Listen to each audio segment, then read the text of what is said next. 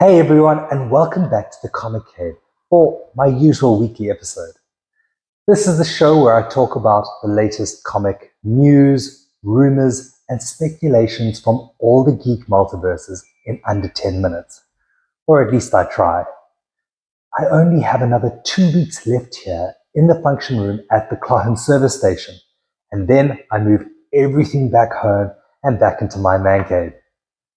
If you haven't had a chance to see it yet, this is an exhibition I put up over the summer to showcase the world's largest Deadpool collection, where all the proceeds are being donated to Dogs Trust Ireland and Esker House. That's a women's refuge and support service. It's already raised over €1,000 currently, and it's been amazing to meet and chat to everyone who's come to visit. I also know we have to wrap up Dublin Comic Con 2023 and show you some of the goodies I picked up from the con. Please remember to like and subscribe to the channel. Hit that notification bell so you get told whenever a new episode goes up. Stick around for a few seconds and we can get right into it.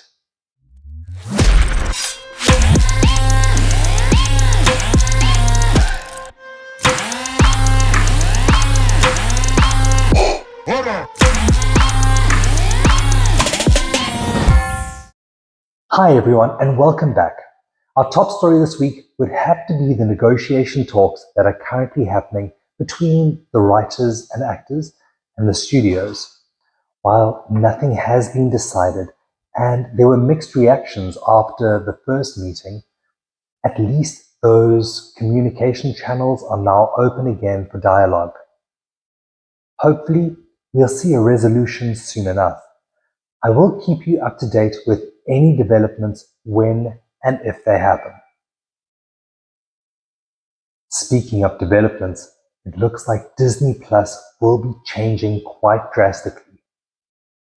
Obviously, their current model isn't working for them, especially with their quarterly net loss of $460 million and a massive 7.4% customer drop-off.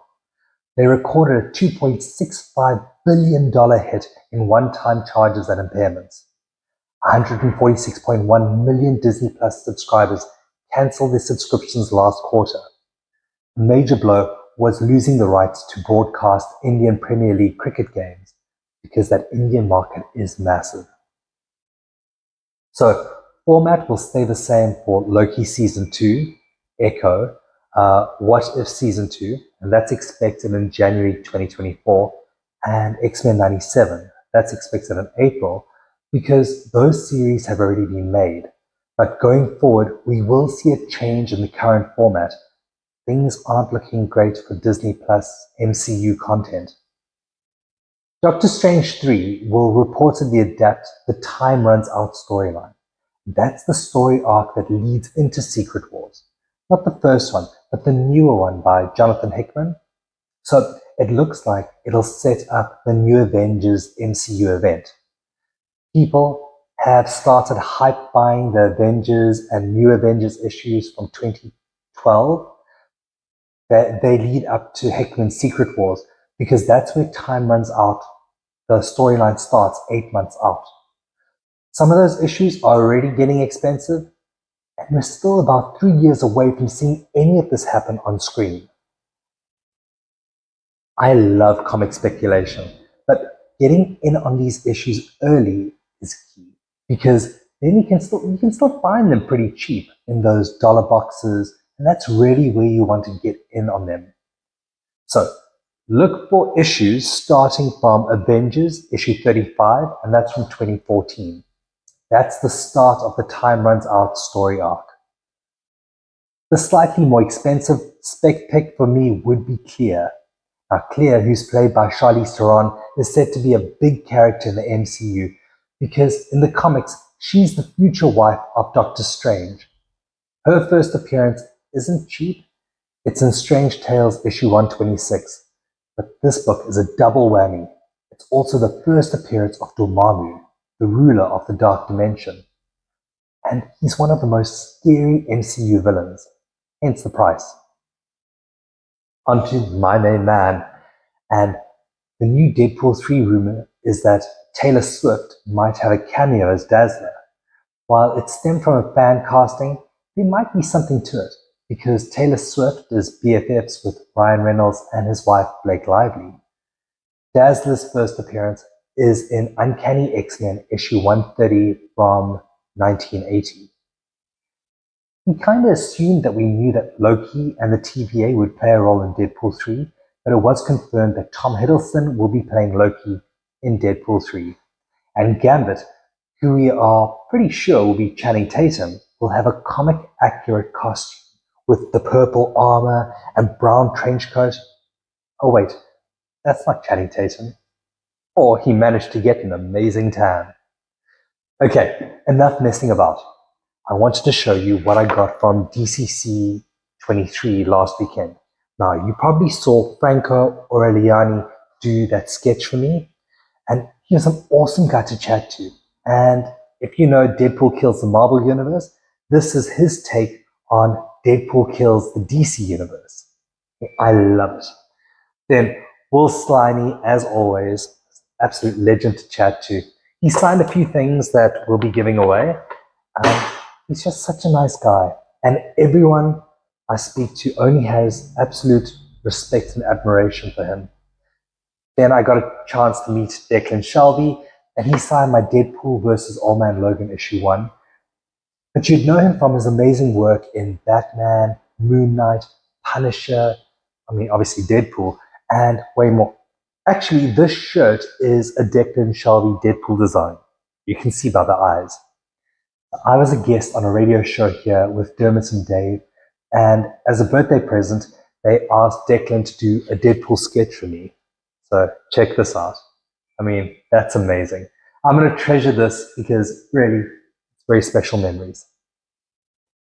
A few weeks ago, I spoke about Aubrey Plaza's unknown character being a possible love interest for Catherine Hahn's Agatha, changing her comic backstory because it would make her bisexual. We found out this week that Aubrey Plaza will have an original character developed just for her in the series. So it means it doesn't come from a comic backstory. The character's name will be Rio Vidal, the first Green Witch with Irish ancestry based on Emerald Warlock Diane. Other castings came to light for Agatha Coven of Chaos. Sashir Zamata will be playing Jennifer Cale, and Miles Gutierrez Riley is said to be playing Hulkling. Agatha Coven of Chaos will also apparently confirm that Scarlet Witch from Earth 616, Wanda Maximoff, is still alive but in a dormant state and in an alternative dimension called the Witch's Road. Now, all the strings seem to be coming together slowly and building towards the Kang Dynasty and Secret Wars Part 1 and 2. I have loads of theories on how these might piece together, but what we know so far is that Doctor Strange will show that the multiverse is dying thanks to the incursions by the Council of Kangs. This week, the Marvel's director said that superhero fatigue is real, but they went for a wacky and silly comedy vibe. The series will jump throughout time and space, so it puts the characters into those places and provides opportunities for them to impact the future storylines. We found out that Kamala Khan will be 16 years old in the new series.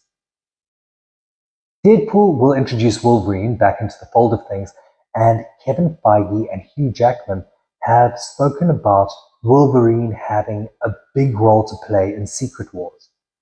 The Russo brothers might be called back to direct Secret Wars, probably due to the success in Infinity War and Endgame.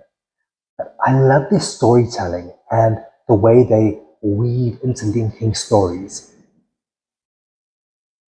I haven't said anything about DC yet.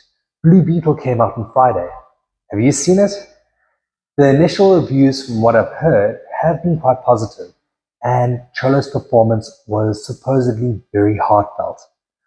I liked him in Cobra Kai, so I'm keen to watch it.